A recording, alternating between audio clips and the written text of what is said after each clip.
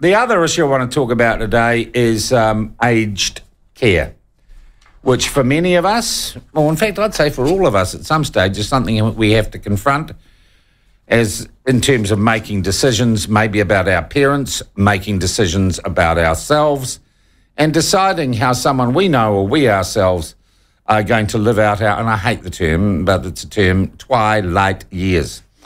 Interestingly, New Zealand has a fairly high proportion of its population or its aged population going into, and I don't know what the cool thing is, it's not an old folks home anymore, that's old language, retirement lifestyle blocks, I don't know, senior citizens blocks, I'm not sure what the politically correct word is.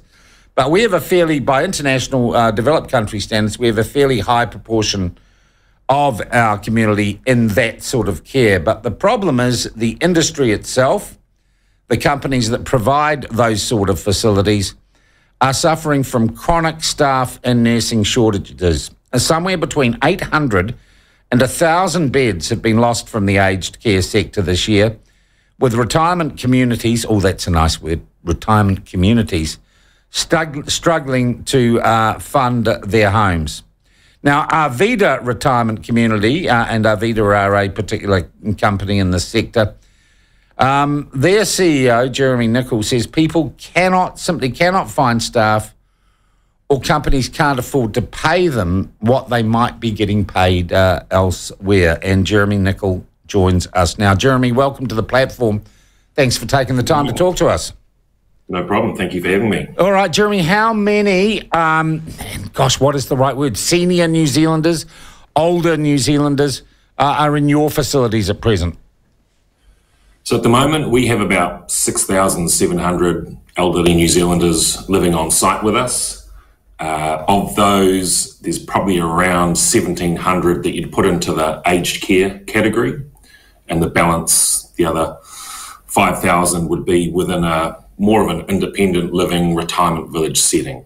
So what we're seeing at the moment in that aged care piece, so that's your rest home, your hospital or your dementia care, there's quite a few challenges with the provision of services to these people. So, I'll talk today with my sector hat on to start with. And across the sector, we have lost about 800 to 1,000 beds over this calendar year.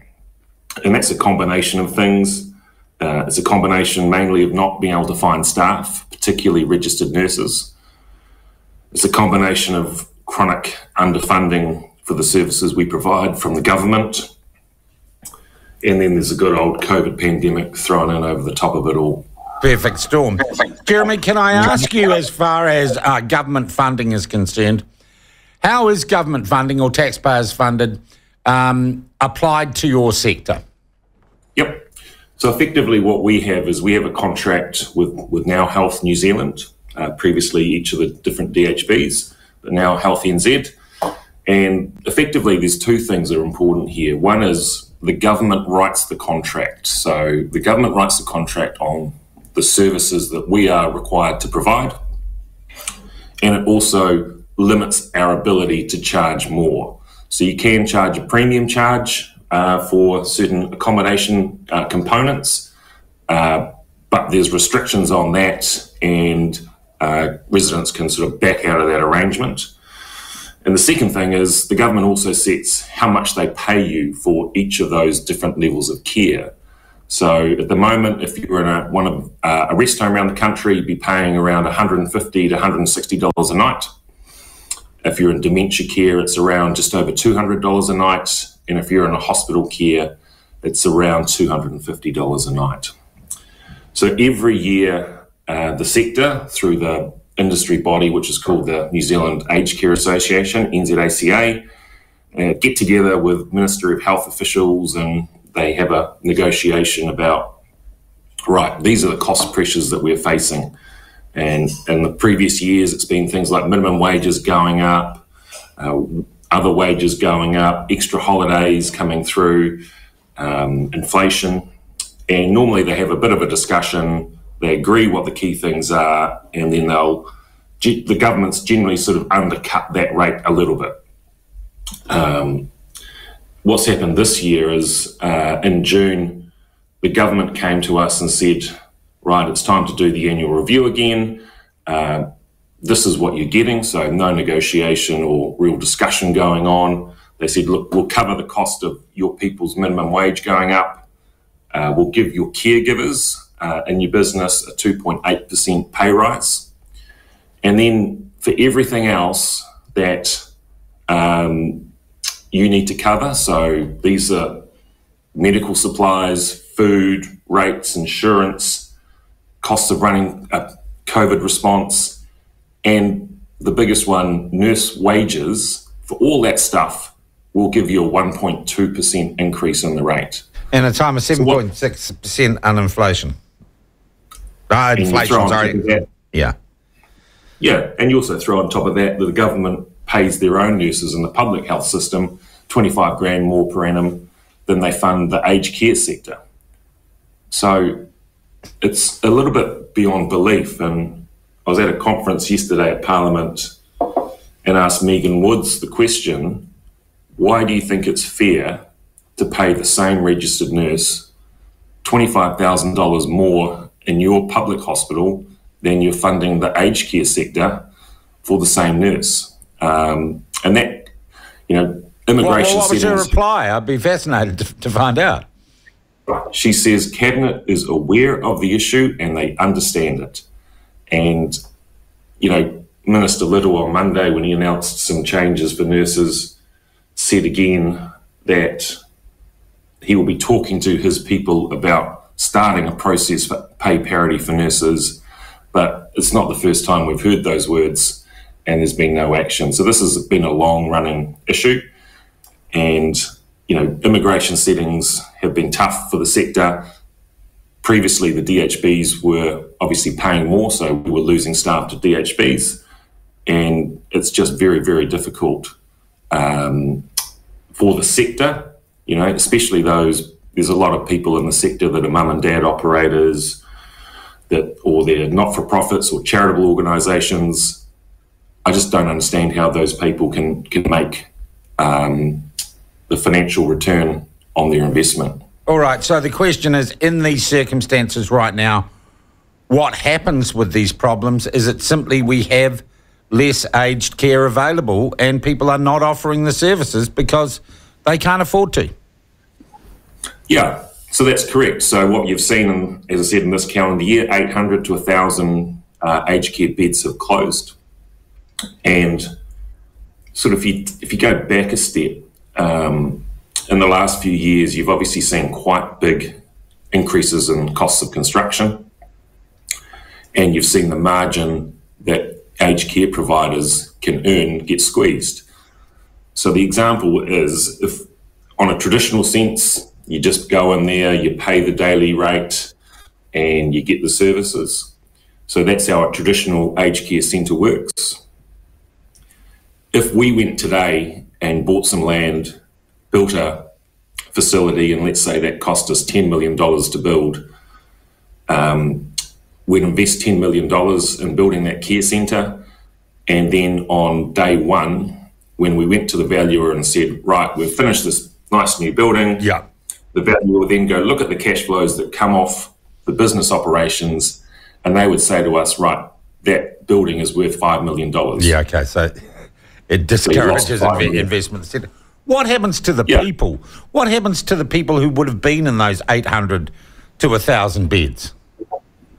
Yeah, so they are either staying at home, they are going into public hospital system. Public hospital system probably pays $1,000 a night for someone at hospital level care, whereas within our hospitals, they are different levels. They're $250.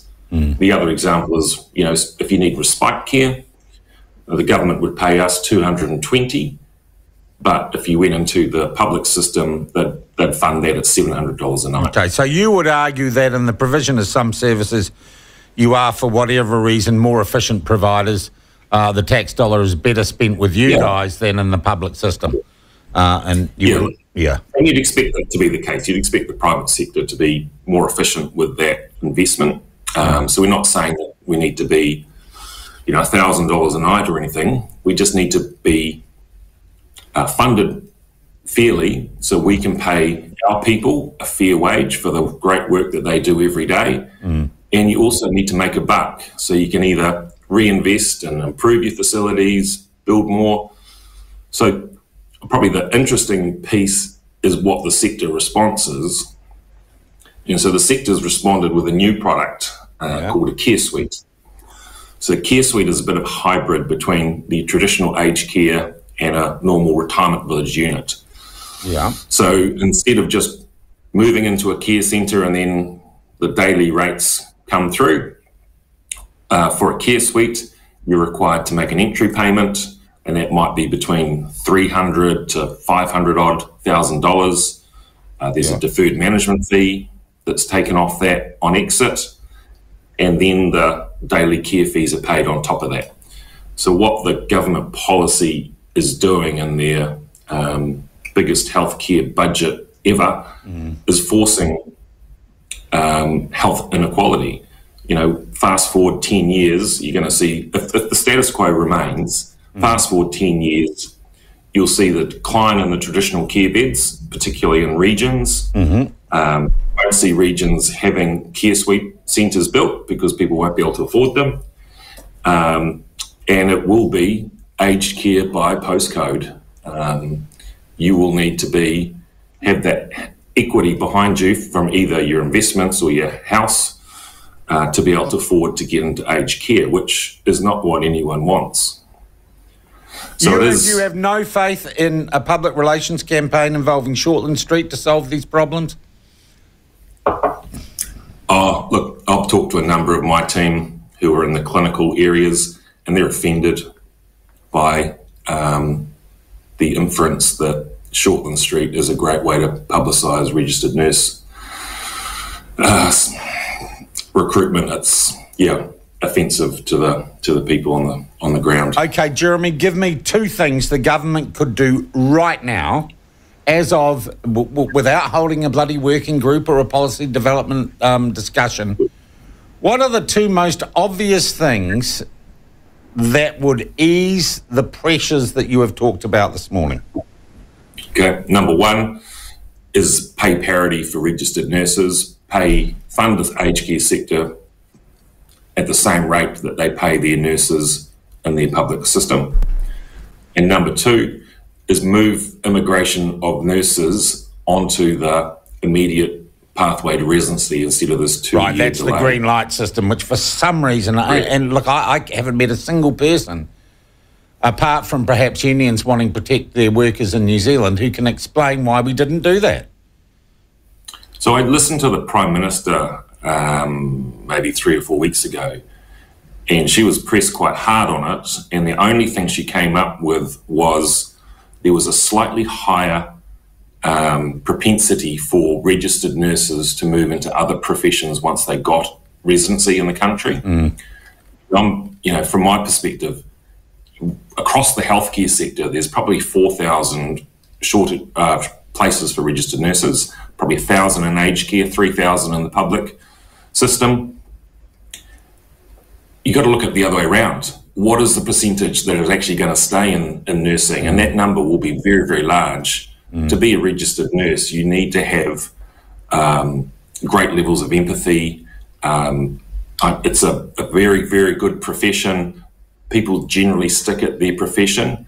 And for some people, it's really a vocation as well. So I think she's just looking at it the wrong way around. I'd rather have more registered nurses coming in. If some want to go off and do something else, hey, that's great. We've got these other ones here that are actually sticking with the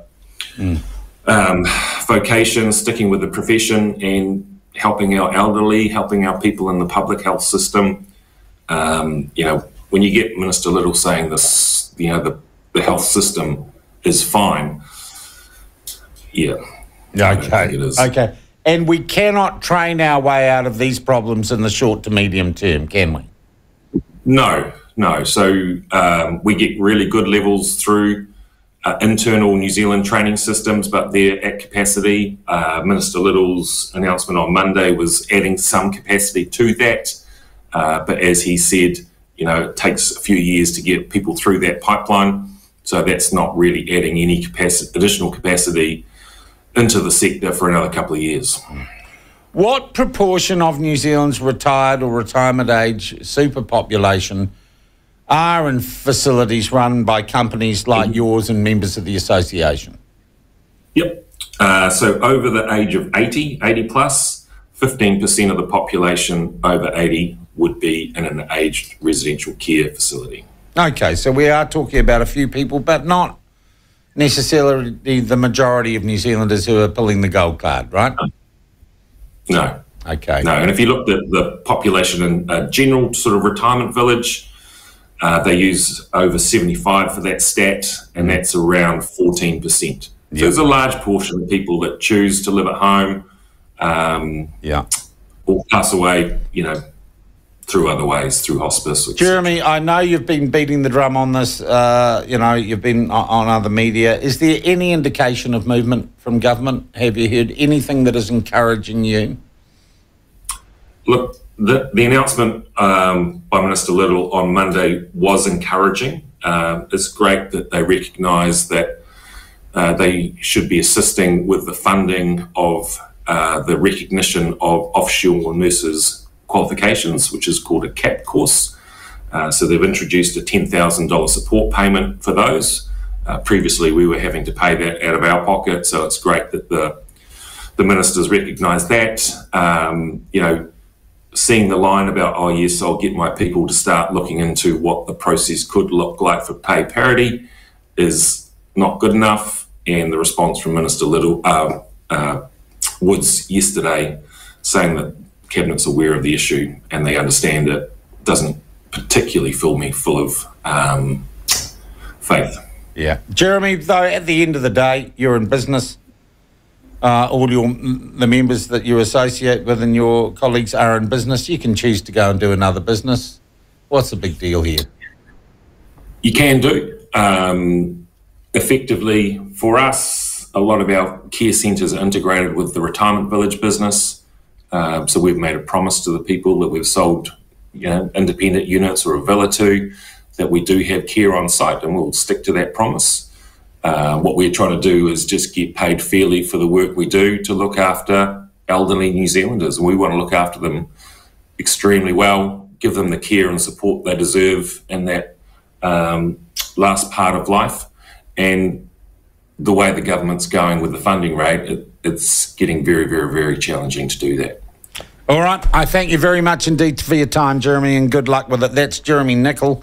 He's the CEO of Arvida New Zealand, part of, well, the rest home retirement. And it is an industry. There's no doubt about it. It is an industry.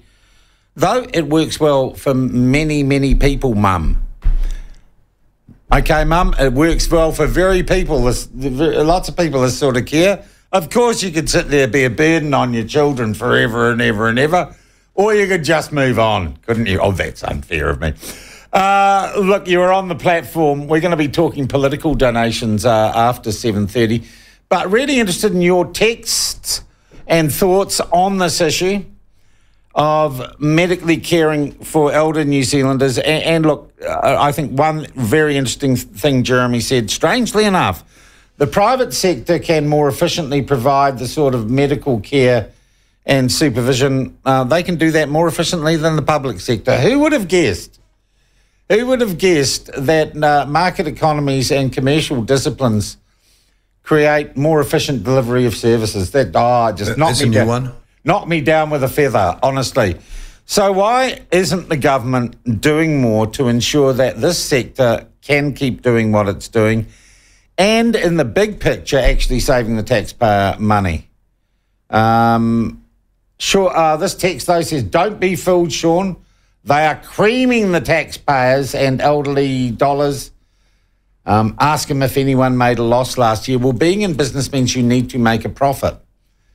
But I do not now doubt the veracity of what Jeremy says, and what Jeremy is saying is we provide a level of care that would cost you more if it were provided through the public health system, and that's because private business tends to be more efficient and slightly more obsessed about saving money and operating commercially efficiently.